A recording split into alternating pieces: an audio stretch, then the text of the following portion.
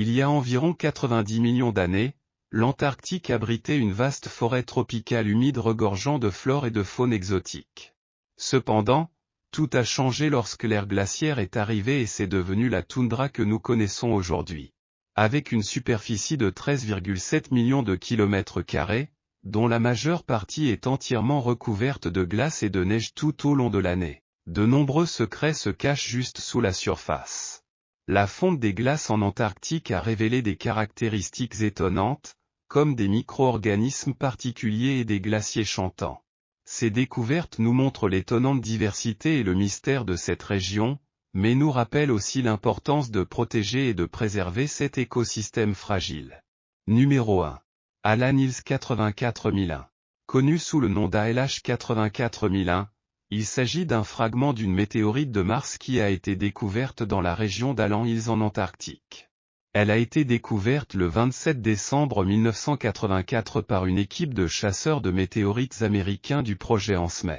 Cette météorite, pesant 1,93 kg, appartient au groupe Shergotite-Naklite-Chassinite et se serait formée il y a environ 4,09 milliards d'années à partir de roches en fusion martienne.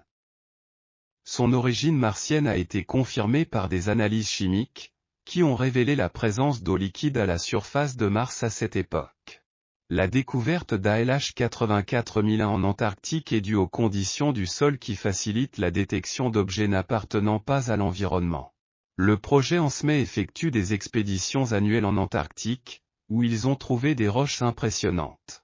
C'est Roberta Escor, responsable du laboratoire de météorites de l'Antarctique, qui l'a découverte dans le champ de glace éloigné de l'ouest d'Allan Hills. En 2005, des recherches ont été menées pour étudier l'origine de ALH 84001. Et d'après les analyses, la météorite semble s'être détachée d'Eos Chasma dans le canyon de Val Marinery, en raison d'un impact de météorite il y a environ 17 millions d'années. Des études de datation radiométrique indiquent que ALH 84001 est arrivé sur Terre il y a environ 13 000 ans. Cette météorite a suscité un grand intérêt en raison des possibles signes de vie biologique qui y ont été relevés. En 1996, un groupe d'experts a affirmé avoir trouvé des preuves de micro-organismes martiens dans la météorite, suscitant un débat intense. Bien que cette théorie ait été rapidement rejetée par la plupart de la communauté scientifique, elle a créé un précédent pour les avancées futures dans le domaine de l'astrobiologie.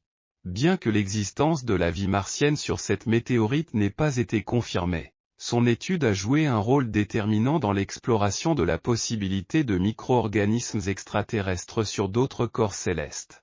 Cela nous rappelle que, même si ALH 84001 ne contenait pas de bactéries fossilisées, il ne faut pas exclure la possibilité d'une vie extraterrestre cachée au cœur d'autres météorites. Numéro 2. Les pyramides. Des géologues renommés ont longtemps cru que les anciens humains ne se sont jamais installés en Antarctique en raison de son climat hostile. Incroyablement, cependant, en 2016, des images satellites ont révélé une curieuse formation émergeant de la glace et certains chercheurs pensent qu'il pourrait s'agir d'une pyramide artificielle. Récemment, il y a eu un certain nombre de rapports sur d'énormes pyramides en Antarctique émergeant de la glace et semblant parfaites, tout comme celle d'Égypte, mais les dépassant en taille. L'un d'eux a des bases parfaitement carrées qui couvrent 2 km² dans chaque direction.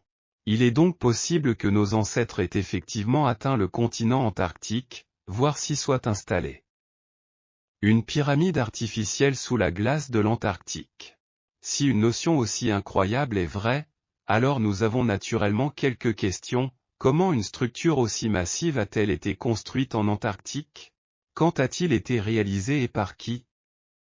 Les géologues nous ont informé que l'Antarctique est sous la glace depuis plusieurs millions d'années. Cependant, il existe des preuves qu'il a pu être libre de glace, au moins dans certaines régions, jusqu'à peut-être 4000 avant JC. Il existe de nombreuses histoires de Polynésie sur les soi-disant héros de la culture qui sont arrivés sur le continent antarctique.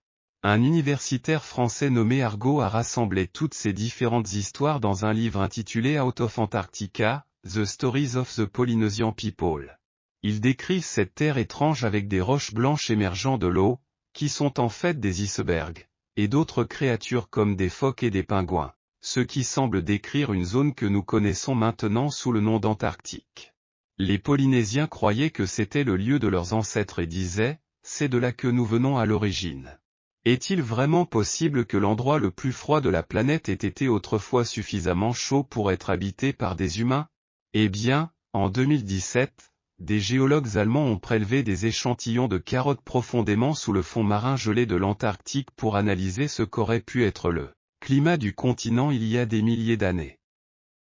Ce qu'ils ont découvert était incroyable. Dans le cas de cette expédition au début de 2017, nous avons utilisé un équipement de forage des fonds marins très spécial qui n'avait jamais été utilisé en Antarctique auparavant.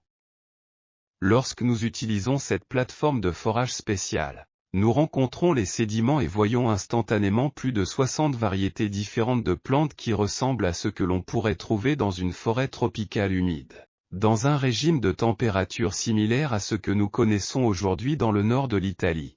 Trouver cela sur le continent antarctique était très excitant car les conditions météorologiques actuelles ne permettent à aucune végétation de survivre dans ces conditions. Numéro 3.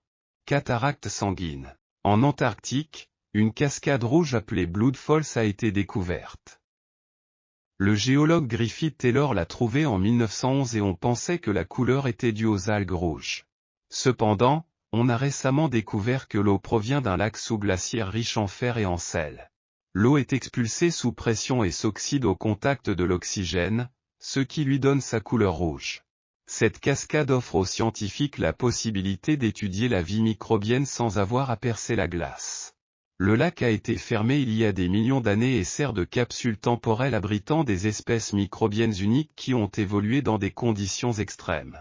On pense que d'autres lacs similaires existent sous la surface gelée de l'Antarctique. Numéro 4. Le glacier chantant. Les chercheurs ont découvert que la plateforme de glace de Ross émet un chant. À l'aide de capteurs sismiques, les scientifiques ont découvert que la couche supérieure de neige sur le glacier produisait constamment un bourdonnement sismique d'une fréquence de 5 Hz.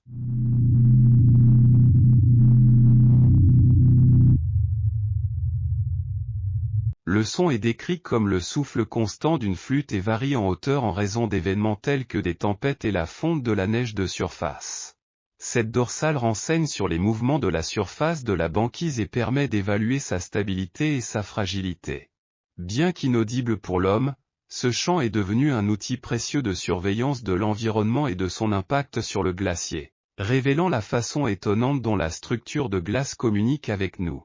Est-il possible que nous découvrions bientôt un glacier qui chante des mélodies que les humains peuvent aussi entendre? Numéro 5. Un monde caché. Un monde caché a été découvert à 1600 pieds sous la glace en Antarctique. Les chercheurs ont découvert un écosystème souterrain avec de petits organismes ressemblant à des crevettes sous la plateforme de glace de Larsen. À l'aide d'un tuyau d'eau chaude, ils ont creusé jusqu'à ce qu'ils atteignent une chambre souterraine cachée. Des amphipodes ont été trouvés nageant autour de la chambre, surprenant l'équipe de recherche. Cela indique l'existence d'un processus écosystémique en cours à une profondeur extrême. On a également découvert que la caverne souterraine ne ressemblait pas à ce qui avait été prévu, avec un plafond irrégulier et une colonne d'eau divisée en plusieurs couches. L'éruption du volcan Inga Ap, très loin, a généré des ondes de pression qui ont affecté la chambre souterraine. Cette découverte démontre l'interconnexion des différents éléments de notre planète. Dans ce monde glacé et mystique, tout est possible. J'espère que vous avez aimé notre vidéo. Je vous invite à vous abonner et à activer la cloche pour être au courant de chaque nouvelle vidéo. À la prochaine!